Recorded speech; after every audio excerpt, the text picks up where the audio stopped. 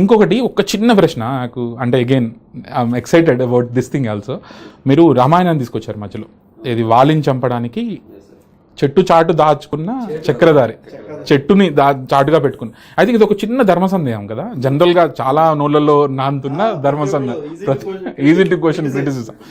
ఈ లైన్ రాసేటప్పుడు మీకు కవిగా మీరు ఏమైనా కొంచెం అంటే కొంచెం హిచ్కిచాకే అంటారు కదా, అట్లా ఏదైనా అయ్యారా? అంటే చెట్టు చాటుకున్న చక్రధారి అని పెట్టుకున్నాం కదా మనం. అయితే ఇది కాంట్రవర్షియల్ క్వశ్చన్ ఫస్ట్ నుంచి కూడా, వాలిని రాముడు ఎందుకు చెట్టుని చాటు నుంచి చంపాలి అంటే చాలా కొంతమందికి తెలిసి ఉండొచ్చు, కొంతమంది ఇప్పుడు వాలికి ఎదురు పడితే బలం డబుల్ అవుతుంది, ఇప్పుడు ఎదురు వారిలో ఉన్న శక్తి సగం వాలికి వెళ్తుంది అనేది తెలిసి ఉండొచ్చు చాలా మంది తెలియకపోవచ్చు. కాబట్టి నేను ఇది ప్యూర్లీ స్వార్థంతో అడుగుతున్న ప్రశ్న, ఎందుకంటే చాలా మంది పిల్లలు చూస్తుంటారు, బహుశా వాళ్ళకి ఈ రిఫరెన్స్ తెలియాలి అని మీరు అది రాసేటప్పుడు ఇలా ఆలోచించారు. సార్ ఇప్పుడు నార్మల్గా ఏంటంటే కొన్ని సంఘటనలు అంటే చరిత్ర ఎలా చూస్తుంది అనేది ఇంపార్టెంట్ అండి. చరిత్ర చూడటం అంటే చరిత్రకి కొన్ని అంటే మనం బహుశా ఇందాక సార్ అన్నట్లు మన చరిత్రని అర్థంగా చదివిన వాళ్ళు లేకపోవటం, అర్ధభాగం మాత్రమే చదివిన వాళ్ళు ఎక్కువ మంది ఉండటం వల్ల వాళ్ళకి నచ్చినటువంటి పర్సెప్షన్స్ రాయటం వల్ల వచ్చినటువంటి కన్ఫ్యూజన్స్ ఎన్నో ఉన్నాయి. మీకు ఈ సుగ్రీవుడి కథ అంతే, ధర్మరాజు కథ అంతే. ఈ రెండు కథలు, ధర్మరాజు అంటే మనకు తెలిసినటువంటి పౌర సమాజంలో ఉన్నటువంటి ఇదేంటి గుర్తింపు, ఒక జోదరి, పాండవుల్లోకెల్లా అత్యంత బలహీనుడు అనేటువంటిదే ఉంది.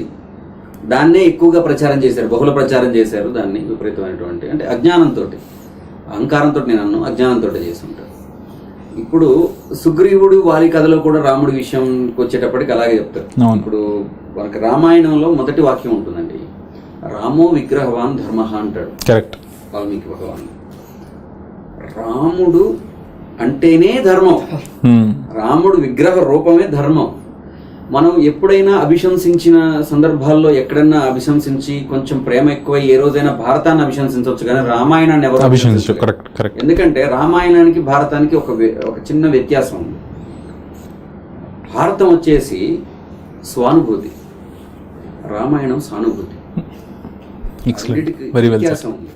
ఎందుకంటే భారతంలో పారిన రక్తం అంతా వేదవ్యాసుడిది, ఆయనే రాశాడు భారతాన్ని. కాబట్టి ఎక్కడో ప్రేమగా ఎవరి ఘట్టాన్నైనా ఆయన ఉపమానాలతోటి పెంచి ఉండవచ్చు తప్ప వాల్మీకి భగవాన్ అలా చేయలేదు. ఎందుకంటే అది కేవలం ఆయన సానుభూతి. ఎక్కడో ఒక పక్షికి ఒక దెబ్బ తగి ఒక కిరాతుడు పక్షిని కూలుస్తాడు, ఆ వేదం నుంచి పుట్టింది అది. సో ఆయన నిష్పక్షపాతంగా రాసినటువంటిది అది.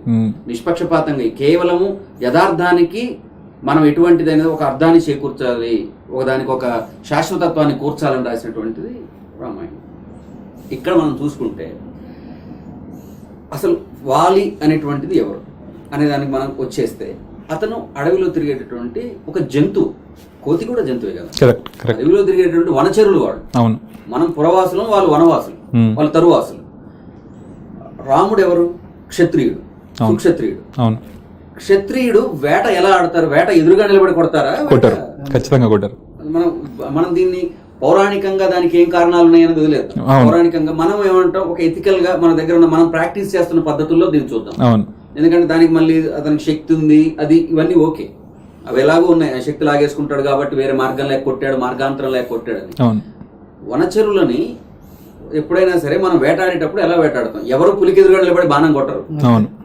సో అక్కడ జంతువులు మనం కుందేళ్ళను వేటాడేటప్పుడు కూడా మనము కేవలం ఏదో మాటను దాగిపోతాం. ఎందుకంటే అవి పారిపోతాయని, అవి తిరిగి మన మీద పడతాయని కాదు, అవి పారిపోయే అవకాశం కూడా ఉంది. సో అతను చేసింది తప్పు. అధర్మాన్ని మనం ఇందులోనే ఈ పాటలో ఒక చక్కని చోట కూడా వాడాము, శుక్రనీతి అనేటువంటి. శుక్రనీతి అధర్మాన్ని అధర్మం చేసైనా జయించాల్సిందే. శుక్రనీతి అది. మాయను మాయతో చెల్లించాలి, మర్మాన్ని మర్మంతో భేదించాలి అనేటువంటి శుక్రనీతి అది. ఆ శుక్రనీతినే ఉపయోగించారు ఆయన. సో అంటే మనకేంటంటే చాలా మన దగ్గర మన సమాజంలో కొన్ని పదాలు చాలా బలంగా సృష్టించబడ్డాయి, కొన్ని భావాలు చాలా బలంగా అంటుకుపోయాయి. అటువంటి పరంపరలోనే జరిగినటువంటి మరొక దుర్మార్గమే. ఎందుకంటే మనం జనరల్ గా అంటే కొన్ని పదాలని ఎంత బలంగా సృష్టించారంటే అండి, మనం వాడు చూడు ఎంత అరాచకంగా తయారయ్యాడు అంటాడు. నిజానికి అరాచకం అనేది నెగిటివ్ పదం కాదండి, మనం నెగిటివ్ కింద వాడతాం. అది అరాజకం దాని ఒరిజినల్ పదం ఏంటంటే అరాజకం. రాజరికం లేకపోవడం అరాజకం. ఎసెన్స్ లో అదే యథార్థమైనటువంటి అర్థం దాన్ని అదే. కానీ దాన్ని నెగటివ్ దాంట్లో మనం వాడి అరాచకత్వం అనే దాన్ని మనం ప్రజ్వలింపజేశాడు.